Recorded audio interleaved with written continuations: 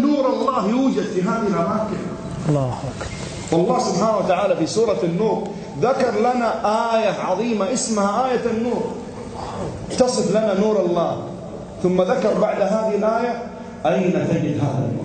الله نور السماوات والأرض مثل نوره كمشكاة فيها مصباح، المصباح في زجاجة، الزجاجة كأنها كوكب دري يوقد من شجرة مباركة زيتونة لا شرقية ولا غربية يكاد زيتها يضيء ولو لم تمسسه نار، نور على نور، نور على نور، يهدي الله لنوره من يشاء ويضرب الله الأمثال للناس والله بكل شيء عليم. في بيوت أذن الله أن ترفع ويذكر فيها اسمه يسبح له فيها بالغدو والآصال، رجال لا تلهيهم تجارة ولا بيع عن ذكر الله وإقام الصلاة وإيتاء الزكاة يخافون يوما تتقلب فيه القلوب والأبصار ليجزيهم الله أحسن ما عملوا ويزيدهم من فضله والله يرزق من يشاء بغير حساب. أحبابي، النور تجده في بيوت الله سبحانه وتعالى وتجده أيضا في كلام ربي سبحانه وتعالى، لأن الله عز وجل قد سمى هذا القرآن نور.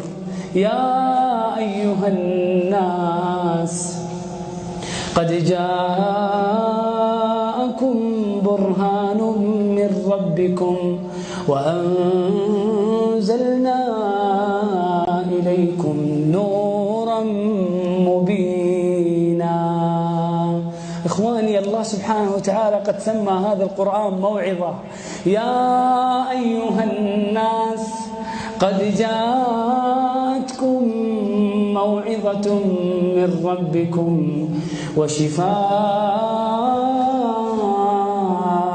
لما في الصدور وهدى ورحمة للمؤمنين. قل بفضل الله وبرحمته فبذلك فليفرحوا هو خير مما يجمعون، هو خير مما يجمعون، هو خير مما يجمعون. بابي، تب قبل أن تموت. يا نفس توبي فإن الموت قد حانا، فاعصي الهوى فالهوى ما زال فتانا.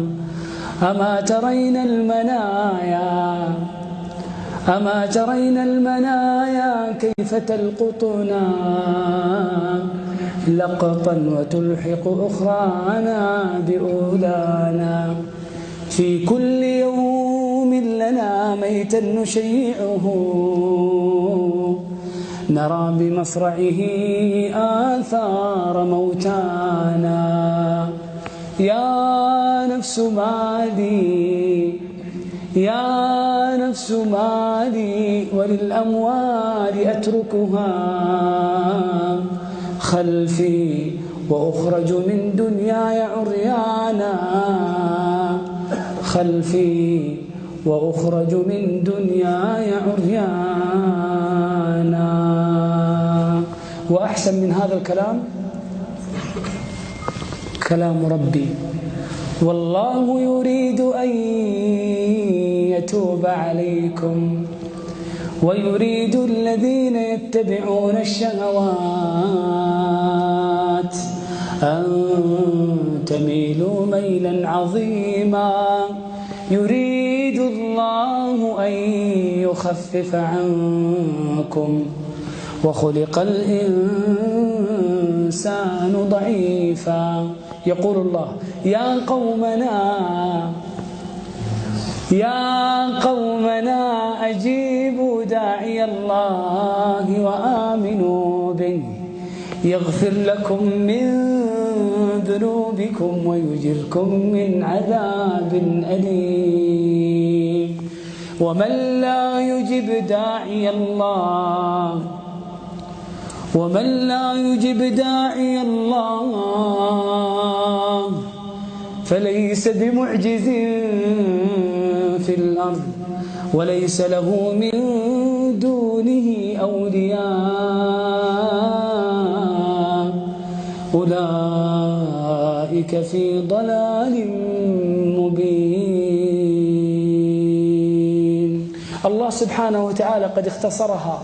الذي يجيب منادي الله عز وجل الله يغفر له ذنوبه ويدخل الجنة، والذي لا يجيب منادي الله عز وجل الله سبحانه وتعالى قادر عليك، لا يعجزه سبحانه وتعالى شيئا أن يأخذ أرواحنا وأن يخطف أبصارنا وأسماعنا.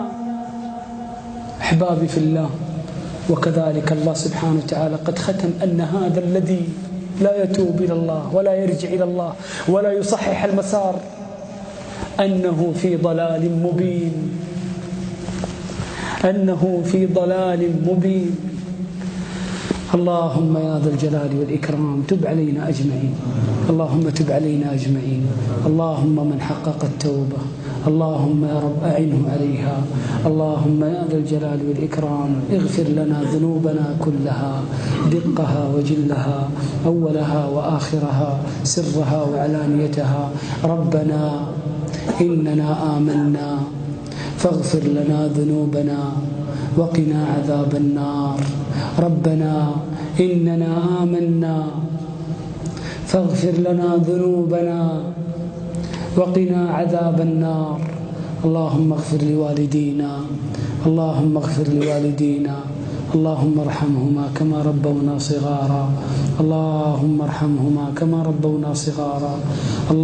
بيض هذه الوجوه يوم تبيض وجوه وتسود وجوه. اللهم اكتب لهذه الوجوه لهم الفردوس الأعلى من الجنة. اللهم حرم هذه الوجوه على النار. أسأل الله سبحانه وتعالى أن يكتب أجر القائمين على هذا اللقاء إنه ولي ذلك والقادر عليه. وصلى الله وسلم على سيدنا ونبينا